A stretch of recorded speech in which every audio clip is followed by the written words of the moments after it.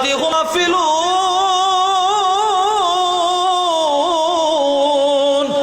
আল্লাহ তাআলা বলেন সূরাতুর রুম 21 নম্বর পারা 4 নম্বর পৃষ্ঠায় রব বলেন পৃথিবীতে অনেক মানুষ এমন আছে যারা দুনিয়া বুঝবে দুনিয়া, ওরা দুনিয়া বুঝতে বুঝতে আখিরাত থেকে গাফিল হয়ে যাবে। ওই রকম একটা লোক হচ্ছে সেই যে আল্লাহর রাসূল তারে বলছে তুমি এই একটা খেজুর গাছ দিয়ে দাও, জান্নাতের একটা খেজুর গাছের মালিক তোমারে বানায় দিব। আর জান্নাতের এক একটা গাছ কত বড় হবে জানেন? বুখারী শরীফের 3251 নম্বর হাদিস।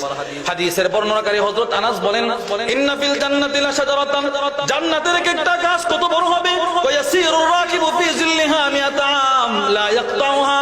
ও জান্নাতের এক একটা গাছের ছায়ায় যদি জান্নাতি একটা ঘোড়া দিয়ে 100 বছর দৌড়ানো হয় তারপরেও গাছের ছায়া শেষ হবে না। আর জান্নাতের 100 বছর মানে জান্নাতের একদিন দুনিয়ার 50,000 বছরের সমান। সুবহানাল্লাহ। বলেন জান্নাতের একদিন দুনিয়ার কত হাজার বছর? 50,000 বছর। হুজুর কি দলিল? সূরাতুল মাআরিজের মধ্যে রব বলেন মিকদারুহু 50 আলফ সানা, ওই জগতের একদিন দুনিয়ার 50,000 বছরের সমান। এবার হিসাব করেন ওই জগতের 100 বছর দুনিয়ার কত কোটি কোটি বছর। আল্লাহর রাসূল ওই সাহাবীকে ওই ব্যক্তিকে বললেন গাছটা দিয়ে দাও, জান্নাতে একটা গাছ তোমার জন্য আমি জামানত দিব।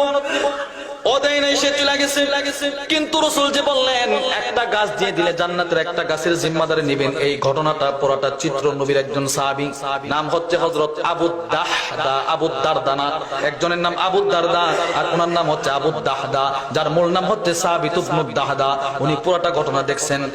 উনি ওই লোকটা যে খেজুর গাছ দেয় নাই তার পিছনে পিছনে তার বাড়িতে চলে গেছে, গিয়ে বলে ভাই বিনি নাখলাতাক বিহাইতি, মদিনাতে আমার একটা বড় বাগান আছে, খেজুরের বাগান, ওই গোটা বাগানটা আমি তোমারে দিয়ে দিব, এর বিনিময়ে তোমার এই গাছটা আমারে দিয়ে দাও।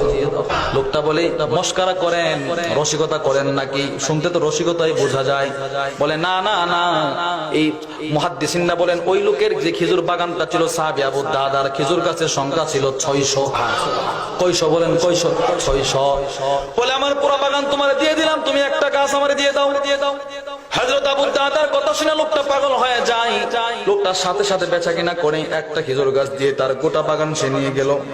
আবু দাদা একটা গাছের মালিকানা নিয়ে ফাতান নবী সাল্লাল্লাহু আলাইহি ওয়াসাল্লাম নবীর দরবারে আসছে। আয়েশা বলে ইয়া রাসূলুল্লাহ কদিশতারাইতুন নাখলা, যেই গাছটা একটু আগে আপনি দেওয়ার জন্য রিকোয়েস্ট করছিলেন বেয়াকুব দেয় নাই, ওই গাছটা তার থেকে আমি আবু দাদা কিনে নিয়ে আসছি। আল্লাহর রাসূল বললেন ফাজআল গালাহু, গাছটা তারে দিয়ে দাও। সাহাবী এখনো বসা। দরিদ্র সাহাবীটা চোখের পানি ছেড়ে ছেড়ে কাঁদতেছে। এবার হযরত আবু দাদা বললেন ভাই কাঁদিস না রে, আতাইতুকা, আমি গাছটা তোরে দিয়ে দিলাম, এবার তোর যেভাবে ইচ্ছা ওইভাবে বাড়িতে গিয়ে দেওয়াল টানা, তোরে কেউ বাধা দিবে না। আল্লাহর রাসূল ওই সময় মুস্কি মুস্কি হেসে একটা কথা বলছিলেন। সাহাবী হযরত আনাস বলেন কালাহা মিরারান, নবী মুস্কি মুস্কি হেসে একটা কথা বারবার বলছিলেন। রাসূল বলছিলেন কাম মিন ইদকিন রাদা লি আবি দাহদা ফিল জান্নাহ, আবু দাহদারি জান্নাতের একটা খেজুর গাছের জন্য 600 খেজুর গাছ তুমি ছেড়েছো। আমি রাসূল তোমার সুসংবাদ দিয়ে দিলাম, শত শত উন্নত মানের বড় বড় খেজুরের বাগান তোমার জন্য জান্নাতে অপেক্ষা করতেছে। এবার চিন্তা করেন নবীর প্রতি কতটা ভালোবাসা ছিল।